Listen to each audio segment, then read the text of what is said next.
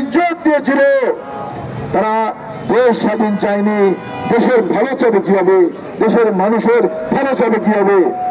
এই জন্য কিন্তু এই দলটি আজকে নির্বাচন চাচ্ছেন না, নির্বাচন বানচাল করার জন্য চেষ্টা করছেন।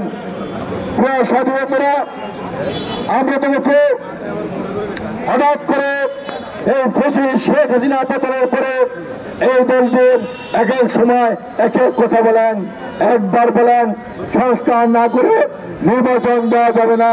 আরে ভাই, সংস্কারটা কি চলমান প্রক্রিয়া, যতদিন পৃথিবী থাকবে, যতদিন দেশ থাকবে, সময়ের তাগিদে সংস্কার হতেই থাকবে, চলতেই থাকবে।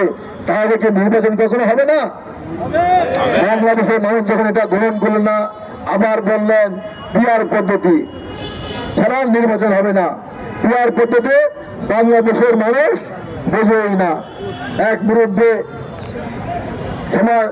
সোশ্যাল মিডিয়া বলেছেন, আমি ভোট দিব ট্রাম্পকে, আর আমার এলাকায় এমপি হয়ে যাবে হিরো আলম। এটা আমি মানতে পারি না। এটা হলো পিআর পদ্ধতি।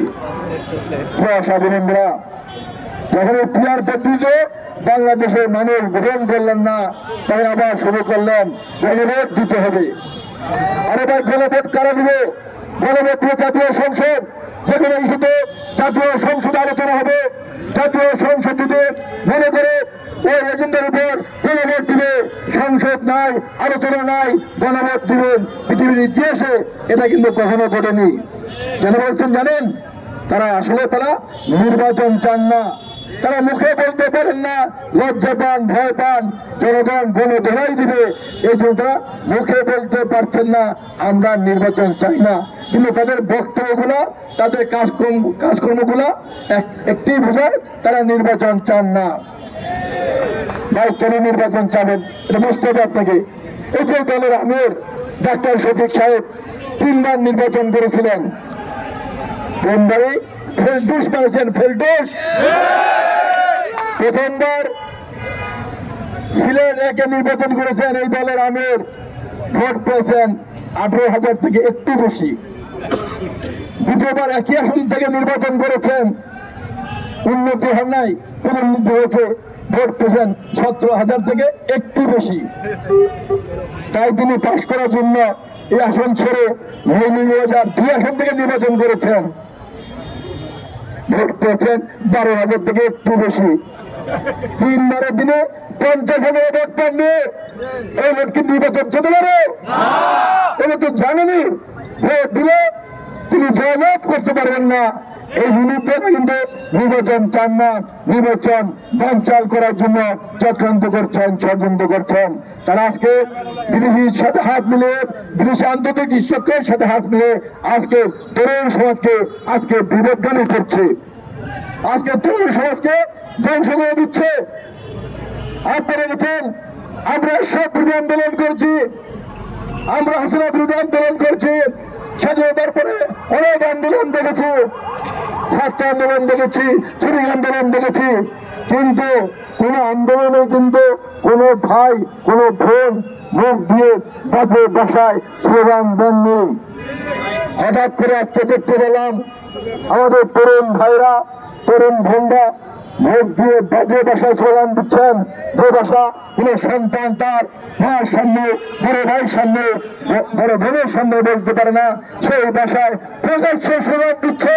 এটা কিসের অবরোধ? আমরা মনে করি এই দলটি বিদেশের সাথে চক্রান্ত করে আজকে তরুণ সমাজকে ধ্বংস করে দিচ্ছে।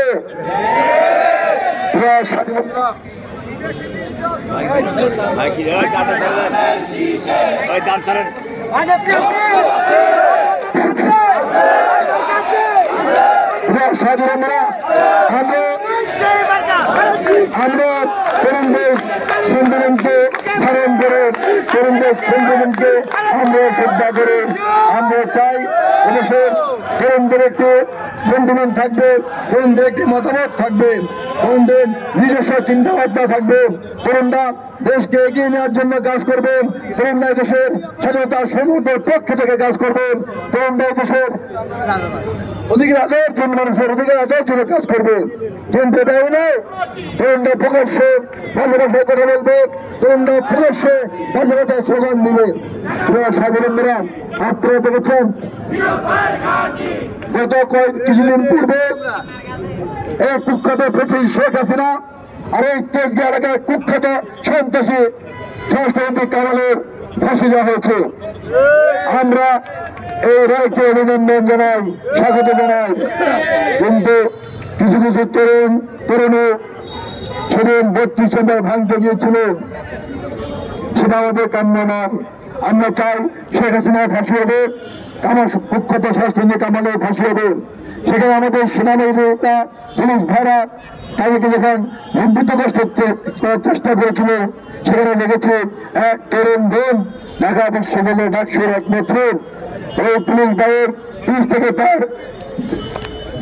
তাকে তার ড্রেস প্রদান করছে, তার ড্রেস করে বলা হচ্ছে। এটা তো কাম্য হতে পারে না।